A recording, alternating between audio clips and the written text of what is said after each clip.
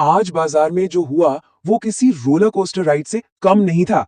सुबह एकदम से तेज गिरावट और फिर दोपहर होते होते एक जबरदस्त रिकवरी। तो हमने सोचा क्यों ना आज के इस पूरे एक्शन को डिकोड किया जाए। आइए एक एक करके समझते हैं कि आखिर हुआ क्या। तो देखिए, हमारी पड़ताल में जो सबसे पहला विलन सामने आया वो था ग्लोबल हैंगओवर।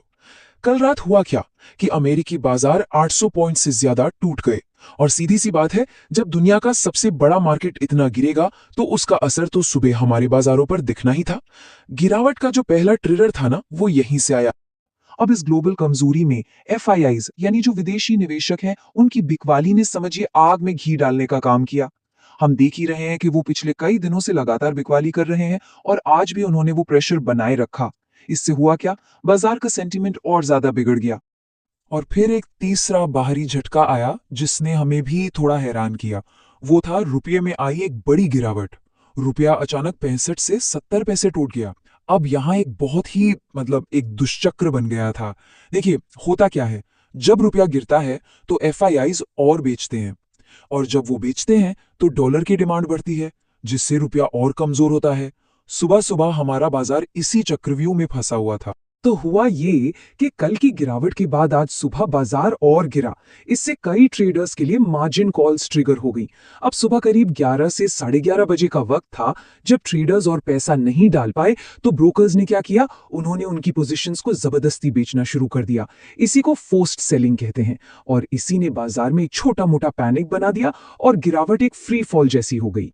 ये नंबर देखिए, 58,800। हम इस लेवल को बैंक निफ्टी के लिए एक लक्ष्मण रेखा मानकर चल रहे थे। क्यों? क्योंकि पिछले कई हफ्तों से ये लेवल एक चट्टान की तरह खड़ा था। बाजार जब भी गिरता था यहीं से सपोर्ट लेकर वापस ऊपर आ जाता था। पर आज कहानी कुछ और ही थी।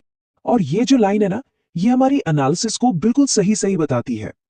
आज जैसे ही बैंक निफ्टी ने 58,800 का वो अहम लेवल तोड़ा, तो ऐसा लगा जैसे किसी तेज रफ्तार गाड़ी के ब्रेक ही फेल हो गए हों, और बिना किसी सहारे के बस एक झटके में बैंक निफ्टी 500 पॉइंट और नीचे चला गया। यही वो पल था जब बाजार ने अपना दिन का सबसे निचला स्तर छुआ। हमारी पड़ताल में जो रिकवरी का सबसे बड़ा कारण सामने आया वो बहुत सिंपल है। बाजार ओवरसोल्ड हो चुका था। इसको ऐसे समझिए जैसे आप किसी रबर बैंड को हद से ज्यादा खींचते हैं, तो जैसे ही आप उसे छोड़ेंगे वो उतनी ही तेजी से अपनी जगह वापस आएगा। बाजार के साथ भी बिल्कुल यही हुआ। वो इतनी तेजी से और इतना ज्यादा गिर चुका था कि एक तेज बाउंस बैक तो आना ही था। अब जरा इस खेल को समझिए जो उस वक्त बाजार में चल रहा था। मैदान में दो तरह के खिलाड़ी थे। एक तरफ थे पैनिक सेलर्स। ये वो लोग थे जो डर के मारे किसी भी भाव पर अपना माल बेचकर बस निकलना चाहते थे। और दूसरी तरफ थे शॉर्ट सेलर्स।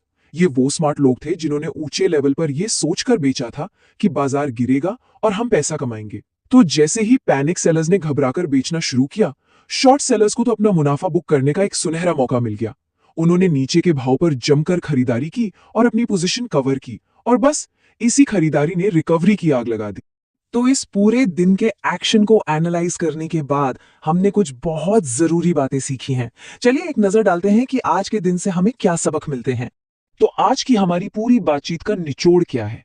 पहला, कि कैसे बाहरी और अंदरूनी कारण मिलकर एक परफेक्ट स्टॉर्म यानी एक बड़ा तूफान खड़ा कर सकते हैं।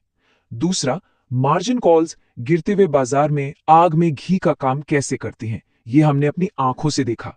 तीसरा, ये कि जो सपोर्ट लेवल हमें चट्टान की तरह मजबूत लगते हैं वो भी टूट सकते हैं। और सबसे जरूरी सबक, जब भी बाजार हद से ज्यादा ओवरसोल्ड हो जाए तो एक तेज वी शेप रिकवरी की उम्मीद हमेशा करनी चाहिए।